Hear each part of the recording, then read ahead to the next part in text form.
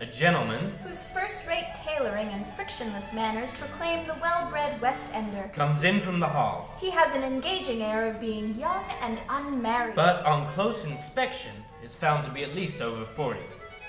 Excuse my intruding in this fashion, but there is no knocker on the door, and the bell does not seem to ring. Why should there be a knocker? Why should the bell ring? The door is open. Precisely. So I ventured to come in. Quite right. I will see about a room for you. But I'm afraid you don't know who I am. Do you suppose that at my age I make distinctions between one fellow creature and another? He goes out. Mangan and the newcomer stare at each other. Strange character, Captain Shotover, sir. Very. Hesione, another person has arrived and wants a room. Man about town, well-dressed, 50. Fancy Hesione's feelings. May I ask, are you a member of the family? No. I am.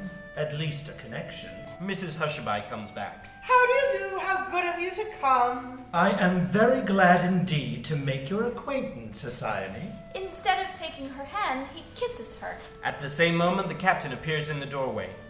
You will excuse my kissing your daughter, Captain, when I tell you that... Stuff! Everyone kisses my daughter. Kiss her as much as you like. Thank you. One moment, Captain. Do you happen to remember, but probably you don't, as it occurred many years ago, that your younger daughter married a numbskull? Yes.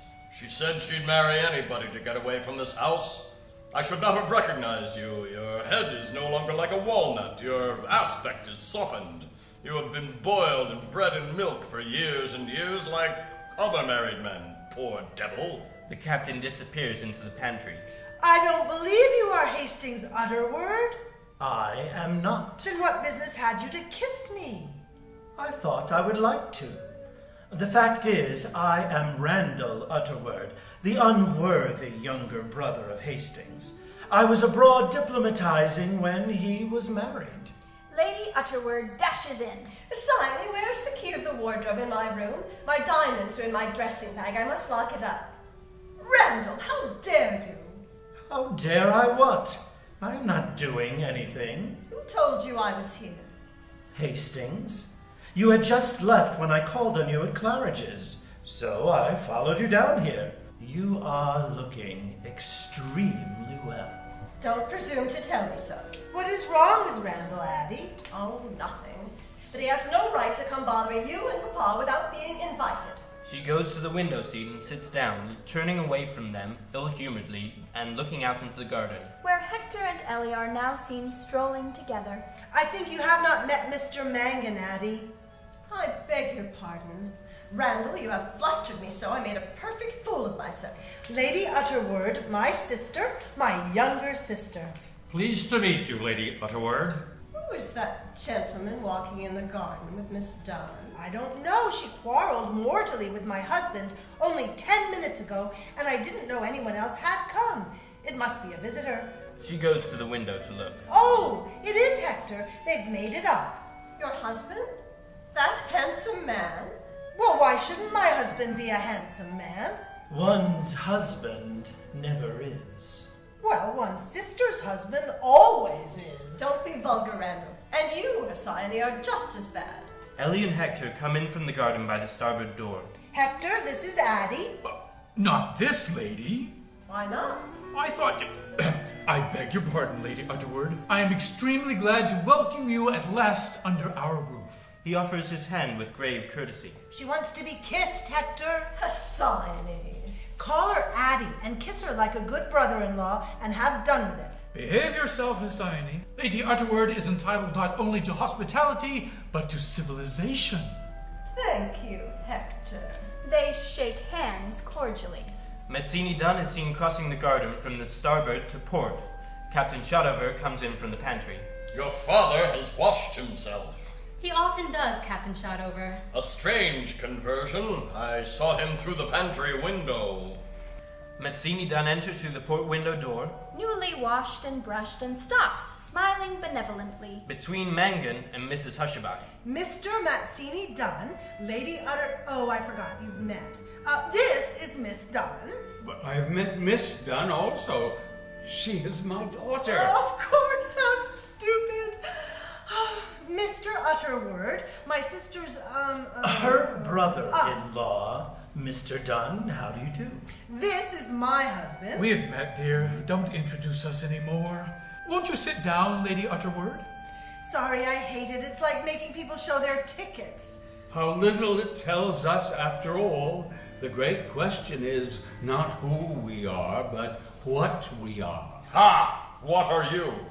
Well, what am I? A thief, a pirate, and a murderer. I assure you, you are mistaken. An adventurous life, but what does it end in? Respectability.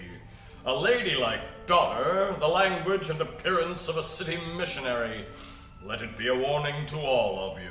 He goes out through the garden. I hope nobody here believes that I am a thief, a pirate, or a murderer. Mrs. Hushabye, will you excuse me a moment? I must really go and explain. He follows the captain. It's no use. You'd really better... But Dunn has vanished.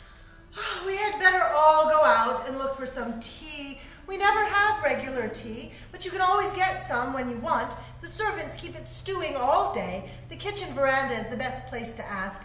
May I show you? Thank you. I don't think I'll take any tea this afternoon.